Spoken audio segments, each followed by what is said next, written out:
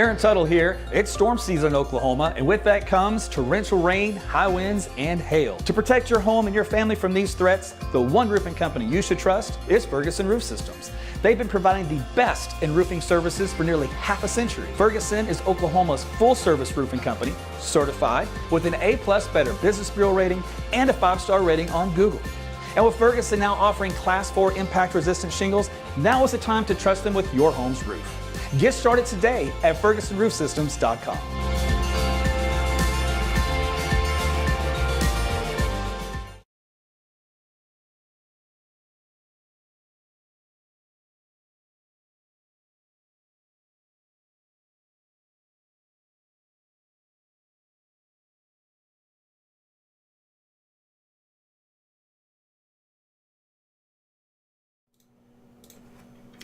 Hey everyone, Meteorologist Aaron Tuttle back with you again. It's time to talk about the weather as we have some storms back in the forecast for the remainder of our late night period or early morning, how you want to look at it, and then also for tomorrow afternoon. We still have some storms out there now. I kind of kept an eye on things for today. There were obviously some big hail makers for you guys up in Tulsa. There were a couple of tornado-warned storms, but I was watching the radar and the circulation was very broad and weak, so I just kind of kept an eye on it. Didn't really do anything, so that was good. So you never want to have a tornado, that's for sure. All right, so let's see. You guys checking in on Rumble, thanks for doing so, and of course Twitter X, Facebook as always. You guys are always great doing that. I put the link in the comments section where you can get a notification when I go live. Join the Facebook broadcast channel if you want to do that. That way you don't miss out. I see my peeps out there on YouTube land as well, so appreciate you guys checking in. Jim from Mustang in the house as always. He rarely misses a broadcast. It's always good to see you too at the malls and stuff, Jim. And on Rumble, thanks again for tuning in. I put a little comment there for you guys in the chat section and also on Twitter X. So, oh, by the way, I believe it's funny because it says on my browser, twitter.com, but when I checked on my laptop today, it said x.com. So I think they actually finally made somewhat of a change to certain, maybe certain users. I'm not sure. Maybe it's like it has to go. Maybe you're on a different server. Eventually you get pushed over. So I don't know.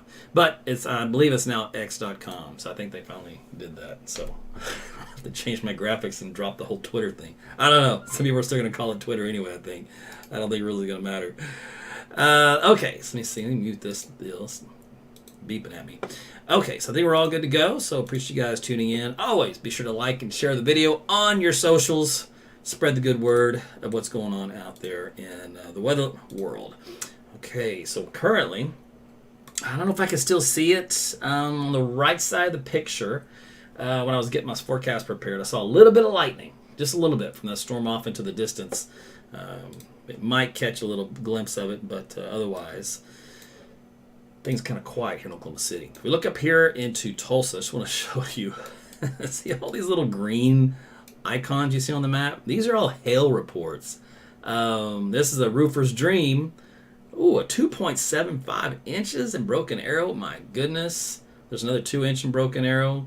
Bixby an inch. Tulsa 2 inches in Bixby again. Let's see, there's 3/4 inch, 1 3/4 inch, golf ball size hail. Jinx got slammed as well. Man, Glenpool, you guys got some hail between you and Bixby, north side. Again, 1 1/4 inch, 1 3/4 inch there. Jinx, Sapulpa, you guys got some hail, 2 inches in diameter. My goodness, 1.5 inches. So wow, big hailstorms up there in Tulsa today across the southern half of the county. Then up here around the Catoosa region, you guys are the ones that had that little weak circulation on the radar. You also had some big hail. Let's see, strong thunderstorm wind snapped some tree limbs. That was where that little circulation area was. So probably a little RFD, straight line wind in that vicinity. Looks like some hail there too for Owasso, about 1 inch or so in diameter. Looks like not too big. The biggest hail is on the south side of town versus the north side.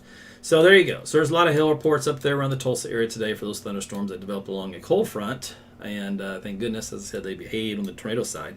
Now that front is still fired off a few of those storms down across the I-40 once you head out east. So you follow getting a nice thunderstorm out towards Salisaw and into Fort Smith. But the back end of it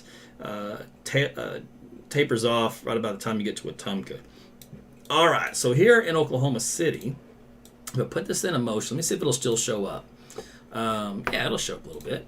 See this little blue line right here? That's the cold front that kind of just marched slowly during our evening hours here across central Oklahoma. So it's now moving on the south side of the metro, past Norman, now knocking on the door on Purcell. This is a weak front. It'll actually stall probably about the position that it's in. We can look at that here in the overall map right here. And it's a convoluted deal here. We kind of go with the wind barbs, and it snakes around something like this, about like so. And then there's what's left of the dry line is still kind of snaking in. Roughly about this spot. So probably a little area, low pressure right around there. But regardless, this front will get a much better push as some reinforcing colder air comes in overnight tonight and then zips down this way. So this will actually be a boundary to get some thunderstorms to get going late tonight into early tomorrow. If we look at the water vapor channel, the storm system that caused those massive tornadoes, I don't know if you saw them, I posted some of them on my Twitter feed. My goodness, man, Reed Timber, they got into one. It was a multi-vortex. You can actually see his little tubes look like a big octopus with just little dancing tentacles. It was the most wildest thing. It did a lot of damage, unfortunately. There was a town that got hit really hard. But that storm system is way up here, causing all the storms to go along with it. And we're on the tail end of it right here, as you can see, in northeast Oklahoma. So a big day for tornadoes. Now for us tomorrow, our severe weather outlook right here is going to include a big large area here of the southeastern third of the state. This area here is for the morning hours. So this will be kind of morning and evening. Tornado risk here in the green comes almost up to Oklahoma City and almost up to Tulsa. Otherwise down across southeastern Oklahoma and then Dallas. This little area down here is Dallas-Fort Worth. And then also for the wind, same idea, and the hail. So if you look at this, the hail is actually quite a bit more intrusive, much larger area. The hatched area means a lot more reports of hail. So this, again, is mainly a hail and wind maker versus, say, a tornado maker, although there will be a few, I think, peppered in this whole brown area. So it's not a lot, but there should be at least a few out there. But regardless, it's a enhanced risk of severe weather down across parts of Oklahoma, North Texas, and in Arkansas. All right, so for the remainder of this evening, overnight, for example, kind of focused in this region of the state. If you're in Tulsa, let's see, for right here, it'll be up into Arkansas, southwest Missouri, and southeastern Oklahoma. All right, then as we head into Wednesday, like I said, the enhanced risk is a little bit more to the north from Ada to Ardmore to about Wichita Falls. Then we're in a slight risk here in Oklahoma City, Central. Look at these winds, 60 to 80 and up to baseball size hail. Now this is for the afternoon storms, but the morning storms are also going to have some pretty good hail with them, I think, and also some pockets of wind. We might even squeeze out a tornado in the morning. It'd be kind of a rare thing to have that time of the day, obviously, but it's not, it wouldn't be unheard of. Now, the outlook right now keeps most of that potential just south of the metro from Lawton up to just south of Tulsa, like we talked about. Otherwise, a higher probability, which isn't that great, but higher one down around southern, southeastern Oklahoma, and into North Texas. Let's see, what else we have on here? Thursday, another day with large hail damaging wind and potential tornadoes, so keep that in mind. And then we'll look at the remainder of the outlook later. We can get through these kind of one day at a time. Here's your Thursday risk, though, for southeastern Oklahoma for the enhanced area. For Wednesday, again, wind speeds up here, 60 to 70, large hail, a low potential for a tornado. If you look at the AI and see where they think the tornado is going to be, they like to favor this area right here. Same idea, kind of where we just drew the risk from the Storm Prediction Center. What I have noticed over time is that the Storm Prediction Center and these AI models actually are pretty much lockstep and barrel. They don't really differentiate a whole lot, and I think that those guys actually use this as a little bit of guidance, and which is smart. I mean, that's just another tool to use. So I don't see them deviate much, which is interesting. I've been paying attention for the first time of this season just to see how it did, and so far it's not that drastic. If we look at NATOcast, which is another model to predict tornadoes, I should say, it does favor southeast Oklahoma, western Arkansas, and North Texas through Dallas and just north of Tyler, and then back out here to like Abilene area and I-20. All right, so what do we have here? The big picture. Let's talk about the front for tonight. Like I said, we got a weak boundary, kind of hanging here. We kind of outlined. So these winds will kind of go light. But if we look here around midnight, look up here, that blue area coming in 3, 4, 5 o'clock in the morning. So this is a big push of wind that's going to come in, kind of reinforcing front that'll come in during the early morning hours. And with that stronger wind, when it gets into better moisture, a little convergence here left over from the other front, it should trigger some showers and thunderstorms. So by 5 a.m., we should be getting wet here in central Oklahoma. But that front will breeze on through in the morning hours. Look how it clears the state up until the southeastern part of Oklahoma by lunchtime. So kind of hung up way down here in southeast McCurtain County, Idabel area, but does go on into North Texas and kind of stall out around Dallas. So that'll be our focus for severe weather down there as well. Okay, so let's take a look here at with that front, the lift in the atmosphere. The red indicates the lift along it. We can time this out. So there's our big lift with the front here in the morning hours when you're going out to work. So we should have some rain. And then on the midday, we still kind of have that signal of strong lift from Tulsa down southern Oklahoma. And then by afternoon, we still have more lift showing up, kind of expanding a little bit across the southern parts of the state on into North Texas. So the model kind of indicates where we'll have our window of opportunity, which basically kind of keeps it going for Wednesday. And then we'll zip past that, move that out of here. Let's go to Thursday. So Thursday, it's got that dry line right here. Just can you tell where the dry line is? That right there tells you where the dry line is. But it also has some lift out ahead of it to maybe get some thunderstorms in the warm sector. We'll have to see what happens. We'll look at the radar forecast for that here in a minute. Okay, so let's take a look at the Cape values for tomorrow afternoon. Pretty nasty down here in Dallas. Your Cape values up around 5,500 joules. Normally, you don't really get that much higher. It's a freak occurrence to get Cape values higher than that. It can happen. It usually happens like in June. But what that does mean is explosive development. And you offset your lack of shear. So if you look down here at the lower levels, these wind barbs are around 10 knots, 15, 10 knots. So in other words, usually for tornado genesis, this would be too weak. However, if you have Cape values that's 5,500 or 5,600, or no, that says 6,300. Good grief, 6,300 joules. You can offset that. It's called a high Cape, low shear environment.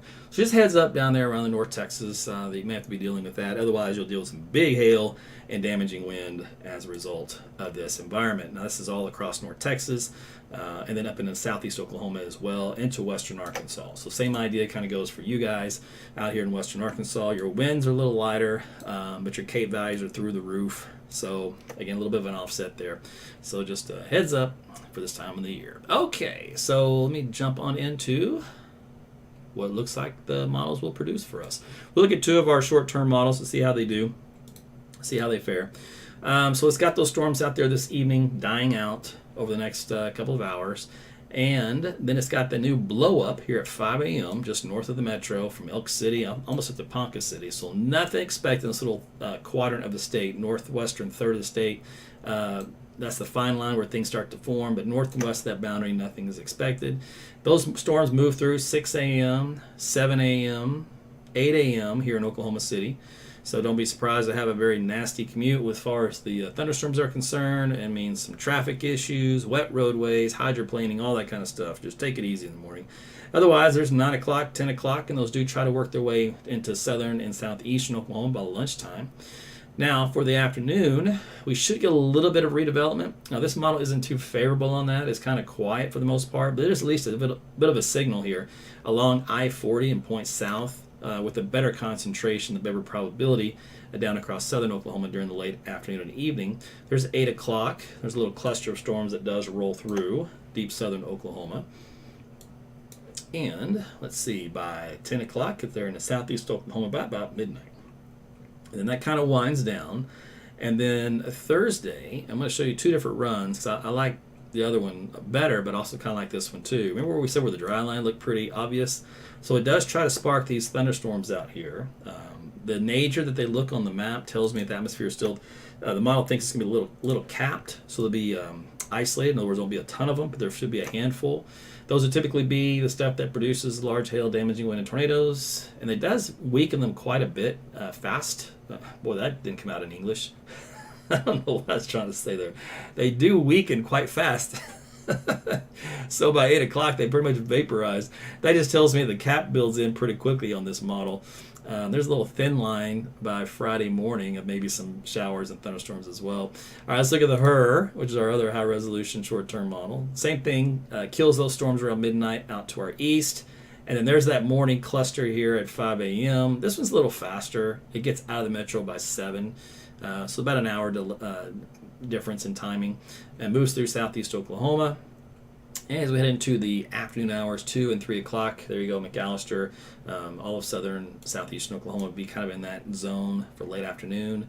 Let's see, and then by 6 and 7 o'clock, there's a few little storms. I don't say little, I guess I should say big storms. It's got a big helicity track with it, so in the case of big hail and wind maker, potential tornado as well. Again, that's along the Red River. Now, keep in mind, the models are never perfect on the exact position. They're just looking for signals. All right, so there's 8 o'clock, 9 o'clock, 10 o'clock, and then things like that, they start to wind down then. And then on Thursday, could be a significant day on Thursday.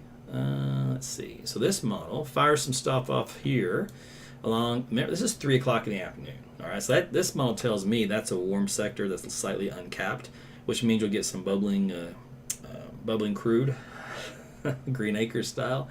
Let me just see what the model forecast setting was. Yeah, see, there's no cap at all, basically. So that means it's free and clear just to pop up wherever they want on any type of axis in the atmosphere to get some thunderstorms. They could be large hail damage and tornado producers. If you look in the later afternoon hours, besides what's going on there in southern and southeastern Oklahoma, look at 6 o'clock, and you get these supercells breaking out here in western Oklahoma. So, like I said, Thursday could be quite an active day starting early. So just heads up on that nonsense. Rainfall over the next 24 to 48 hours will show you a lot of the concentration down here across the southern fifth of the state, I suppose. About 3 inches, 4 inches maybe in some areas where they get some training, some of those heavy thunderstorms around. Otherwise, about a ½ inch to maybe 1 inch here in central Oklahoma for that morning stuff. So that's some pretty good rainfall. Let me go out to 60 hours, see if we can add to it on this particular model. Doesn't do much. That's okay. All right, let's go on into your forecast then temperature-wise. Can you see this number? Is that believable? And I'm going to say that because, hold on a second. Where was I? I need to show you this. I don't even think I even looked at it. I was just disgusted with because my air conditioner was taking a long time to cool it down today when I got home. But yeah, this is why. We hit 90s here in central Oklahoma. 91, 90, 96 in Chickasha. Gross. 98 in Altus. 96 in Hollis, 97 Granville. It hit 100 down here, by the way, yesterday. I forgot to mention that, but I forget which station it was. It's probably Altus. 100 degrees already. That's disgusting. But anyway, so this is our precursor, what's coming for June. We're just kind of getting a little taste now in the latter part of May. So anyway, so that's why this temperature I was showing you here for Wednesday this looks so much better. 75. Oh, bring it, baby. 81, not bad for Thursday, but it's going to be very humid, sticky 81. Tomorrow should be a little less on the sticky side. Today was kind of gross on that department. Then Friday, Saturday, Sunday, our typical heat and humidity is back. Again, right now, Memorial Day still looks pretty decent, looks dry, and then temperatures kind of a little bit moderated, but mainly mid-80s. Overnight lows kind of, anytime you can see these little overnight lows dip into the 50s, that tells you you've had a cold front and some slightly drier air. So that's usually a better feeling. When you get the overnight lows in the mid-60s, that's whenever it starts to feel really gross out there. So just kind of heads up on that deal. All right. I think I've covered everything I wanted to cover. And, yeah, let me take a look here. I think we're good. So, what time is it? Yeah, it's 10 minutes till 10. Okay. Yeah, I think we're good. All right, so that's the bottom line. Because Stone Cold said so. I watched too much wrestling when I was in my younger years. I'll do it live tomorrow for lunchtime. Just kind of see how things have changed or anything. As far as the morning is concerned, like I said, be prepared for a little bit of hail and wind, believe it or not, in those early morning storms. So at 5 a.m., that's a weird time to have a tornado siren go off. 6 a.m., kind of a deal. It would be odd, but not out of the question. But, sometimes we deal with that kind of stuff in odd hours. Then we get that break for the day, and we might be done here in the metro. There's no guarantee we'll get more storms here in Oklahoma City Wednesday afternoon and evening. It may just be all just south of us, so just kind of heads up on that. Same thing for you in Tulsa. Again, might be all just south of you. And then southern Oklahoma will deal with all that, and we'll keep tabs on any traumatic activity down there for tomorrow evening. And, of course, North Texas and Dallas specifically, you guys heads up for that. And then Thursday, Could be just all over the place. We'll just wait and see. All right, so that was everything I want to give to you. Appreciate you guys tuning in tonight. I'm gonna wrap this up because I've been watching Three Body Problem on Netflix, and mind blown. So what's funny is I was doing a lot of research anyway in that whole field, and I swear it's like the producers and the writers and the directors went online and scoured every single conspiracy theory / science driven ideas all on Twitter and put it all into a script and said, let's go with this. Because I swear I've heard all this stuff already in the last few months, and it all stemmed from the UFOs, UAPs, everything else, and everything that's coming out of that. I'm like, we are not alone. Mueller and Scully had it right. I knew it. I knew they were onto something back in the day. All right, that's it for me. You guys have a great night, and we will see you again tomorrow. Sleep well. Take care.